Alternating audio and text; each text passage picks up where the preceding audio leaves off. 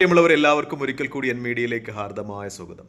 Ballistic മിസൈലുകൾ ഹമാസും ഹിസ്ബുള്ളയും ഉപയോഗിച്ചു തുടങ്ങിയതോടുകൂടി ഇസ്രായേലിന് കിട്ടുന്ന പ്രഹരം അത് കൂടുകയാണ് എന്നാണ് റിപ്പോർട്ടുകൾ. നേരത്തെ നമ്മൾ മീഡിയകളിലും അല്ലെങ്കിൽ യൂട്യൂബ് ചാനലുകളിലുമൊക്കെ കണ്ടിട്ടുള്ളതാണ്. ഇസ്രായേലിന് നേരെ ഹിസ്ബുള്ളയും ഹമാസുമൊക്കെ അയക്കുന്ന മിസൈലുകൾ ആകാശത്ത് വെച്ച് അയൺ ഡോമുകൾ തകർക്കുന്നു. താഴെ IDF ഭടന്മാർ മദ്യം നുകർന്നുകൊണ്ട് ആഹ്ലാദ നൃത്തം ചവിട്ടുന്നു. ഇസ്രായേലി ജനത അതൊരു പൂരം കാണുന്നത് പോലെ ആസ്വദിച്ചു നിൽക്കുന്നു. പക്ഷേ ഇസ്രായേലിൻ്റെ സുരക്ഷിത ബോധത്തിന് മേലേറ്റ തിരിച്ചടിയായ അയൺ ഡോമുകളുടെ പരാജയം ഇപ്പോൾ വിലയിരുത്തപ്പെടുകയാണ്. കാരണം ഇന്നലെയും ഇന്നും നൂറുകണക്കിന് മിസൈലുകളാണ് ഇസ്രായേലിലോട്ട് വന്നു പതിച്ചിട്ടുള്ളത്.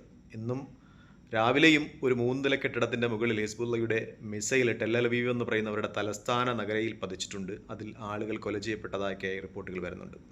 അപ്പോൾ അയൺ ഡോമുകളുടെ ഒരു സുരക്ഷിത ബോധം, അയൺ ഡോമുകൾ പകർന്നു നൽകിയ ഒരു സുരക്ഷിതത്വം ഇസ്രായേലി ജനതയ്ക്ക് ഇല്ലാതാകുന്നു എന്ന് തന്നെയാണ് റിപ്പോർട്ടുകൾ സൂചിപ്പിക്കുന്നത്. കാരണം കൂടുതൽ സുശക്തമായ ബാലിസ്റ്റിക് മിസൈലുകൾ ഉപയോഗിച്ച് ഇസ്രായേലിനെ ഹമാസും ഹിസ്ബുള്ളയും ഒക്കെ ആക്രമിക്കുമ്പോൾ പഴയതുപോലെ ഒരു പകൽപൂരം അല്ലെങ്കിൽ ഒരു പൂരം കണ്ട് ഹമാസിൻ്റെയും ഹിസ്ബുള്ളയുടെയും മിസൈലുകൾ അയൺ ഡോമുകൾ ആകാശത്ത് വെച്ച് തന്നെ തകർക്കുന്ന ഒരു ലാഘവത്തോടെ ഇസ്രായേലി ജനതയ്ക്കും IDFനും ഒന്നും കണ്ടു നിൽക്കുവാൻ പറ്റുന്നില്ല എന്ന് തന്നെയാണ് സംഗതികൾ സൂചിപ്പിക്കുന്നത്.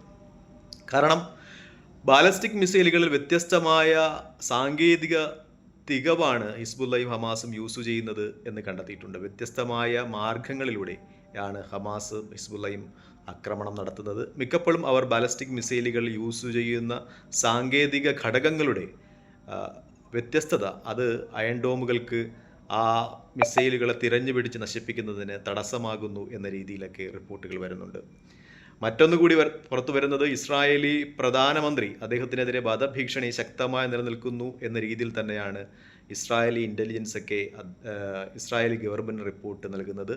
കുറച്ച് ദിവസം മുമ്പ് അദ്ദേഹം താമസിച്ചിരുന്ന വസതിയിലേക്ക് ആക്രമണം നടന്നിരുന്നു. ഫ്ലാഷ് ബോംബുകൾ ഉപയോഗിച്ച് ആക്രമണം ഉണ്ടായിരുന്നു. അദ്ദേഹത്തിൻ്റെ വീടിൻ്റെ ജനൽ ചില്ലകളൊക്കെ തകർന്നതായിട്ടും ഒക്കെ വാർത്തകൾ വന്നിരുന്നു. ഇപ്പോഴും സുരക്ഷിതമായ സ്ഥലത്ത് അദ്ദേഹത്തെ കഴിയുന്നതിന് വേണ്ടിയാണ് ഇസ്രായേലി ചാര ഏജൻസികളൊക്കെ നിർദ്ദേശിച്ചിട്ടുള്ളത്. അദ്ദേഹത്തിൻ്റെ മേൽ ഇപ്പോഴും വധഭീഷണി നിലനിൽക്കുന്നതായിട്ടും ഹമാസിൻ്റെ ഭാഗത്തുനിന്നും ഹിസ്ബുള്ളയുടെ ഭാഗത്തുനിന്നും അദ്ദേഹത്തിനെ ലക്ഷ്യം വയ്ക്കുന്നതുമായിട്ടൊക്കെ റിപ്പോർട്ട് ചെയ്യുന്നുണ്ട്. നമ്മൾ നേരത്തെ റിപ്പോർട്ട് ചെയ്താണ് ഹിസ്ബുള്ളയുടെ പുതിയ മേധാവി, പുതിയ സെക്രട്ടറി ജനറൽ നഈം കാസിം പറഞ്ഞിട്ടുള്ളത് ബെഞ്ചമിൻ നെതന്യാഹുവിൻ്റെ കിടപ്പറ വരെ ഞങ്ങളെത്തി അദ്ദേഹത്തെ വധിക്കുവാൻ സാധിക്കുമെന്നാണ്. അദ്ദേഹത്തിൻ്റെ മേൽ ഹിസ്ബുള്ളയുടെ കണ്ണുകൾ എപ്പോഴും ഉണ്ട് എന്ന രീതിയിലാണ്. അതിനുശേഷം ഒരുപാട് ആക്രമണങ്ങൾ പർപ്പസ്ഫുള്ളി അദ്ദേഹത്തെ ലക്ഷ്യമായി ബെഞ്ചമിൻ നെതന്യാഹുവിനെ ലക്ഷ്യമാക്കി തന്നെ നടന്നിട്ടുണ്ട് എന്ന റിപ്പോർട്ടുകളും നമ്മൾ ചർച്ച ചെയ്താണ്. എന്ന് വെച്ചാൽ ബെഞ്ചമിൻ നെതന്യാഹു എന്ന് പറയുന്ന ഇസ്രായേലി പ്രധാനമന്ത്രി പോലും സുരക്ഷിതമല്ലാത്ത രീതിയിൽ ബങ്കറുകൾക്കുള്ളിലാണ് എന്ന് പറയുമ്പോൾ ആ ജനതയുടെ ഒരു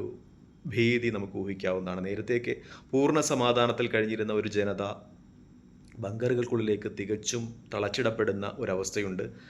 നിരത്തുകളൊക്കെ തന്നെ നിർജീവമാകുന്നതായും കടകളൊക്കെ അടച്ചിട്ടതുമായിട്ടൊക്കെ തന്നെയാണ് അന്താരാഷ്ട്ര മാധ്യമങ്ങളൊക്കെ റിപ്പോർട്ട് ചെയ്യുന്നത്. പ്രത്യേകിച്ചും ടെല്ലവീവിലെ എയർപോർട്ട് പോലും പ്രവർത്തനം നിർത്തിവെച്ചതായി തന്നെയാണ് റിപ്പോർട്ടുകൾ സൂചിപ്പിക്കുന്നത്.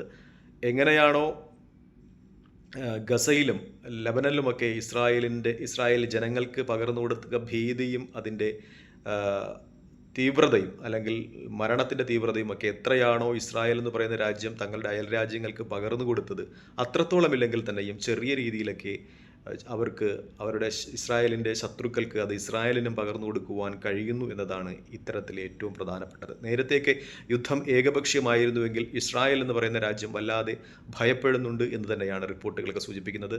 അവരുടെ മുൻ പ്രതിരോധ മന്ത്രി യോവ് ഗാലന്റിൻ്റെ പ്രസ്താവന നമ്മൾ ചർച്ച ചെയ്താണ്. പെട്ടെന്ന് തന്നെ ഗസയിൽ നിന്നും ലെബനിൽ നിന്നുമൊക്കെ പട്ടാളക്കാരെ പിൻവലിച്ചില്ലെങ്കിൽ അവരുടെ ജീവിതം അപകടത്തിലാകും എന്ന രീതിയിലുള്ള അദ്ദേഹത്തിൻ്റെ പ്രസ്താവനകളൊക്കെ നമ്മൾ ചർച്ച ചെയ്തിട്ടുള്ളതാണ്. മിക്കപ്പോഴും ഇസ്രായേലി മാധ്യമങ്ങളുമൊക്കെ അത്തരത്തിൽ തന്നെയാണ് ചർച്ചകൾ സൂചിപ്പിക്കുന്നത്. മറ്റൊന്നുകൂടിയുണ്ട്, മറ്റൊരു പ്രദേശത്ത് അല്ലെങ്കിൽ ഈ ലോകത്തിൻ്റെ മറ്റൊരു കോണിൽ നടക്കുന്ന ഒരു യുദ്ധവും ഈ യുദ്ധവുമായി ബന്ധപ്പെട്ട് വരുവാൻ സാധ്യതയുണ്ട്. റഷ്യൻ പടയ്ക്കൊപ്പം ഉക്രൈനെതിരായ യുദ്ധത്തിൽ വടക്കൻ കൊറിയയുടെ പട്ടാളം ചേരുന്നു എന്നുള്ള വിവരം റഷ്യയും അമേരിക്കയും തമ്മിൽ പുതിയ പ്രസിഡന്റ് ഡൊണാൾഡ് ട്രംപ് അധികാരം വെക്കുമ്പോൾ ഉണ്ടാകും എന്ന് കരുതിയ ഒരു ധാരണ ഉണ്ടാകില്ല എന്ന രീതിയിലുള്ള സംസാരം വരുന്നുണ്ട്. കാരണം ട്രംപ് അമേരിക്കൻ ഭരണകൂടം ട്രംപിൻ്റെ നേതൃത്വത്തിൽ തന്നെ അദ്ദേഹം അധികാരമേൽക്കുന്നതിന് മുമ്പ് തന്നെ അമേരിക്ക ഉക്രൈന് നൽകിയ ആയുധങ്ങൾ റഷ്യയ്ക്ക് മേൽ പ്രയോഗിക്കുവാൻ അധികാരം നൽകി എന്ന രീതിയിലുള്ള വാർത്തകളൊക്കെ പുറത്തു വരുന്നുണ്ട്. എന്ന് വെച്ചാൽ യൂറോപ്യൻ യൂണിയനിലെ രാജ്യങ്ങളും നാറ്റോ രാജ്യങ്ങളുമൊക്കെ ഉക്രൈന് ആയുധങ്ങൾ നൽകിയിരുന്നുവെങ്കിലും അതൊരിക്കലും അവർ റഷ്യയ്ക്ക് നേരെ പ്രയോഗിച്ചിട്ടുണ്ടായിരുന്നില്ല. കാരണം റഷ്യയുടെ ശക്തമായ ഭീഷണി ഉണ്ടായിരുന്നു. ഏതു രാജ്യം നൽകുന്ന ആയുധമാണോ തങ്ങളുടെ രാജ്യത്ത് വന്ന് പതിക്കുന്നത് ആ രാജ്യം പിന്നെ നാമാവശേഷമാകും, ലോകത്തിൻ്റെ ഭൂപടത്തിൽ ഉണ്ടാകില്ല എന്ന റഷ്യൻ പ്രസിഡന്റ് വ്ളാദിമിർ പുടിൻ്റെ ഒരു ഭീഷണി യൂറോപ്യൻ രാജ്യങ്ങളൊക്കെ വല്ലാതെ ഭയപ്പെട്ടിരുന്നു. അതുകൊണ്ട് തന്നെ അവർ നൽകിയ ആയുധങ്ങളൊന്നും ഉപയോഗിച്ച് ഉക്രൈനെ റഷ്യക്കെതിരെ ആക്രമിക്കുവാൻ അവർ പ്രോത്സാഹിപ്പിച്ചിരുന്നില്ല. പക്ഷേ സംഗതികൾ അധികം മാറുകയാണ്. അങ്ങനെ അമേരിക്കയുടെ ഒരു പ്രോത്സാഹനം കൊണ്ട് അമേരിക്ക നൽകിയ ഏതെങ്കിലും ആയുധങ്ങൾ ഉപയോഗിച്ച് റഷ്യ ആക്രമിച്ചാൽ അത് സംഗതികൾ കൂടുതൽ ഗുരുതരമാക്കും എന്നാണ് അന്താരാഷ്ട്ര തലങ്ങളിൽ നിന്നൊക്കെയുള്ള റിപ്പോർട്ട്. പ്രത്യേകിച്ച് വടക്കൻ കൊറിയ കൂടി ഈ സഖ്യത്തിൻ്റെ ഭാഗമാകുകയും ഇറാൻ ആ സഖ്യത്തിൻ്റെ ഭാഗമായി നിൽക്കുകയും ചെയ്യുമ്പോൾ അത് മധ്യേഷ്യയിലും കൂടി അതിൻ്റെ തീവ്രത ബാധിക്കും എന്ന രീതിയിൽ തന്നെയാണ് വാർത്തകളൊക്കെ റിപ്പോർട്ട് ചെയ്യുന്നത്. ലോകം സമാധാനപൂർണ്ണമായിരിക്കട്ടെ എന്ന് പ്രാർത്ഥിക്കാം. എന്തായാലും എല്ലാ അവലോകനങ്ങളും ഞാൻ പറയുന്നത് പോലെ തന്നെ ഫലസ്തീൻ്റെ വിമോചനം അത് അത്യന്താപേക്ഷിതമാണ്. കാരണം പതിറ്റാണ്ടുകളായി ദുരിതം അനുഭവിക്കുന്ന ഒരു ജനതയാണ് അവർ. 1948 ഇസ്രായേൽ എന്ന് പറയുന്ന രാജ്യം രൂപപ്പെട്ടത് മുതൽ നമുക്കറിയാം, ഇസ്രായേൽ എന്ന് പറയുന്ന രാജ്യം രൂപപ്പെടുമ്പോൾ 55% ഇസ്രായേലിന് വേണ്ടി ഐക്യരാഷ്ട്രസഭ അനുവദിച്ചു കൊടുത്ത ഭൂപ്രകൃതിയെങ്കിൽ 45% ഇപ്പോൾ ഫലസ്തീനു വേണ്ടി അന്ന് ഐക്യരാഷ്ട്രസഭ അനുവദിച്ചു കൊടുത്തു. പക്ഷേ നിരന്തരമായ കുടിയേറ്റങ്ങളുടെ ഭാഗമായി ഇസ്രായേൽ മിക്കപ്പോഴും പിടിച്ചെടുത്ത് വിവിധ പ്രദേശങ്ങൾ ഫലസ്തീനിൽ നിന്ന് പിടിച്ചെടുത്ത് അത് ഇസ്രായേൽ എന്ന രാജ്യത്തോട് ചേർക്കുകയും ലോകത്തിൻ്റെ വിവിധ ഭാഗങ്ങളിലെ ജൂത കുടിയേറ്റക്കാർ അവിടെ കൊണ്ടുവന്ന് പാർപ്പിക്കുകയും ചെയ്തതോടുകൂടി അത് വളരെ ചുരുങ്ങി ഈ ഒക്ടോബർ 7 യുദ്ധം തുടങ്ങുമ്പോൾ അത് 10% താഴെയായിരുന്നു. ഒക്ടോബർ 7 ഗസ ഇസ്രായേൽ ആക്രമിച്ചതിന് ശേഷം ഒരുപാട് പ്രദേശങ്ങൾ ഇപ്പോൾ ഇസ്രായേൽ പിടിച്ചെടുത്തിട്ടുണ്ട് എന്ന റിപ്പോർട്ടുകൾ വരുന്നുണ്ട്. അത് ബഫർ സോണുകളായി നിലനിർത്തുന്നുവെന്നും ചിലപ്പോഴൊക്കെ അവിടെ ജൂത കുടിയേറ്റക്കാരെ അധിവസിപ്പിക്കുവാൻ ശ്രമിക്കുന്നു എന്ന രീതിയിലുമൊക്കെ റിപ്പോർട്ടുകൾ വരുന്നുണ്ട്. എന്തായാലും ഇസ്രായേലിൻ്റെ അത്യന്താപേക്ഷിതമായ ലക്ഷ്യം അവിടെ ഇസ്രായേലി കുടിയേറ്റമാണ്. പിടിച്ചെടുത്ത പ്രദേശങ്ങൾ ഗസയുടെയും അല്ലെങ്കിൽ ലബനാൻ്റെയും പ്രദേശങ്ങളിൽ നിന്ന് ലോകത്തിൻ്റെ വിവിധ ഭാഗങ്ങളിലെ ജൂതന്മാരുടെ കുടിയേറ്റമാണ് എന്നത് തന്നെയാണ് അവരുടെ അത്യന്താപേക്ഷിതമായ ലക്ഷ്യം. അപ്പോൾ കുടിയൊഴിപ്പിക്കപ്പെടുന്ന ഒരു ജനതയ്ക്ക് അവർക്ക് പൂർണ്ണ സ്വാതന്ത്ര്യത്തിന് അവകാശമുണ്ട്. പതിറ്റാണ്ടുകളായി അവർ അടിച്ചമർത്തലിൻ്റെ അല്ലെങ്കിൽ ഒന്ന് ശ്വാസം വിടാൻ പോലും ഇസ്രായേലിൻ്റെ അനുവാദം തേടി നിൽക്കേണ്ട ഒരവസ്ഥയിലാണ്. ആ ദുരവസ്ഥയ്ക്ക് മാറ്റമുണ്ടാകണമെന്ന് പ്രാർത്ഥിക്കുന്നു. അതുപോലെ തന്നെ അവരുടെ കുട്ടികൾ, നമ്മളെപ്പോഴും പറഞ്ഞതാണ്, ഇസ്രായേൽ എപ്പോഴും ലക്ഷ്യമാക്കുന്നത് ഫലസ്തീനിലെ കുട്ടികളെയാണ്. പ്രത്യേകിച്ചും ഇൻക്യുബേറ്ററിലൊക്കെ കഴിയുന്ന പ്രസവിച്ചിട്ട് പ്രസവിച്ചിട്ടുണ്ടെന്നും കണ്ണു തുറക്കാൻ പോലും കഴിഞ്ഞിട്ടില്ലാത്ത കുട്ടികളുടെ ഹോസ്പിറ്റലുകൾ ലക്ഷ്യമാക്കി മിക്കപ്പോഴും മിസൈൽ വർഷങ്ങൾ നടത്താറുണ്ട്.